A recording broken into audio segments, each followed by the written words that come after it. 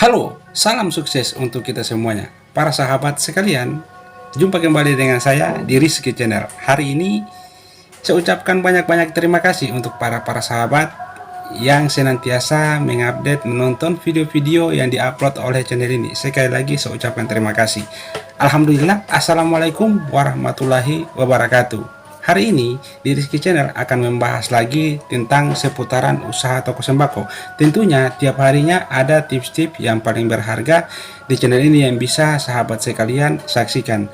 Dan untuk para sahabat mungkin yang mempunyai keluhan tentang seputaran usaha toko sembako atau tentang usaha apapun yang Anda jalankan, ada masalah yang Anda hadapi, nanti komen di bawah kolom komentar video ini agar saya bisa membuatkan video ke depannya untuk para sahabat. Jangan boros jika Anda ingin kaya. Boros adalah salah satu masalah terbesar yang dihadapi oleh manusia, karena sudah pasti manusia mempunyai keinginan yang sangat luar biasa. Manusia mempunyai rasa tidak puas yang sangat luar biasa. Jika sahabat tidak pandai-pandai mengelola keuangan, masih mau mengikuti apa yang diinginkan oleh sahabat, maka sudah pasti usaha Anda, keluarga Anda, dapur Anda akan sama-sama hancur, teman-temanku sekalian. Di saat itu rumah tangga Anda, usaha Anda, dan keluarga Anda akan hancur. Karena di saat Anda hancur tidak akan ada orang yang dekat sama Anda, walaupun dia keluarga Anda. Ingat, uang tidak memiliki saudara.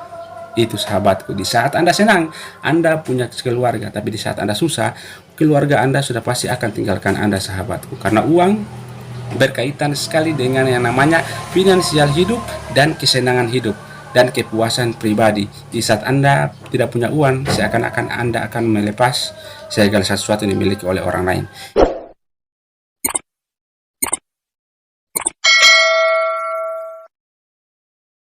Cara mengelola uang dagang agar usaha berkembang dan dapur sejahtera. Banyak orang di tahun 2022 maupun 2023 ini kebingungan dalam mengelola keuangan. Mereka punya usaha, namun mereka merasa tiap harinya usahanya itu berjalan semakin lama semakin menurun. Usahanya semakin lama semakin berkurang, barang lama-lama semakin habis. Karena kenapa demikian?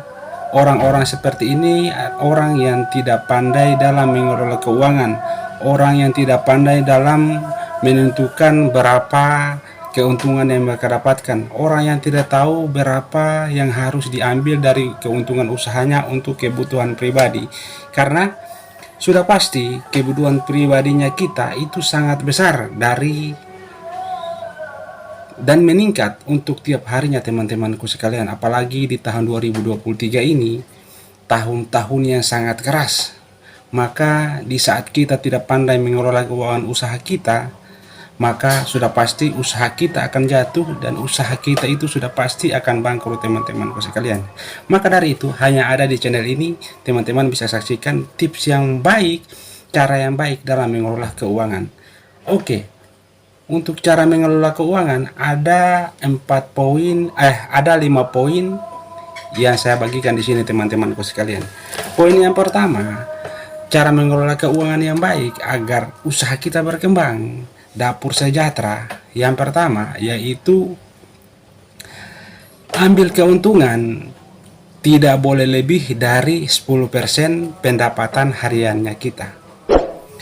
Teman-temanku sekalian, mungkin Anda punya usaha apapun itu, usaha toko sembako atau mungkin usaha yang lainnya. Di saat Anda mempunyai keuntungan atau omset per harinya, maka ambil jangan lebih dari 10%. Jikalau Anda mengambil lebih dari 10%, maka sudah pasti usaha Anda akan jatuh. Misalnya, Anda mempunyai penghasilan per harinya, omset per harian jualan Anda yaitu 1 juta rupiah. Maka yang harus Anda ambil adalah 100.000. Bisa lebih 15%, tapi lihat keadaannya dulu, teman-temanku sekalian. Itu. Jadi di saat Anda punya usaha, ambil keuntungan tidak boleh lebih dari 10%. Karena kenapa? Anda akan mempunyai kelebihan, sisanya untuk keuntungan atau untuk menambah pasokan untuk barang-barang Anda atau barang dagangan Anda. Itu yang pertama. Dikala Anda sudah mengambil 10%, maka letakkan dan siapkan apa yang harus Anda lakukan. Terus yang kedua, jika Anda sudah mengambil 10%, yang kedua yaitu bukalah 50%, 5% untuk kebutuhan dapur. Misalnya Anda mengambil 100.000, maka bukalah 5%-nya untuk kebutuhan di dapur. Terus jadikan 5%-nya lagi sebagai cadangan untuk kebutuhan hari-hari dan juga untuk menambah omset di kemudian hari jika dibutuhkan untuk toko sembako. Seperti itu teman-teman. Jadi mengelola keuangan itu tidak sembarangan teman-temanku sekalian, karena di saat Anda salah mengelola, maka di saat itu Anda akan membuat usaha Anda jatuh atau Anda akan membuat usaha Anda itu bangkrut.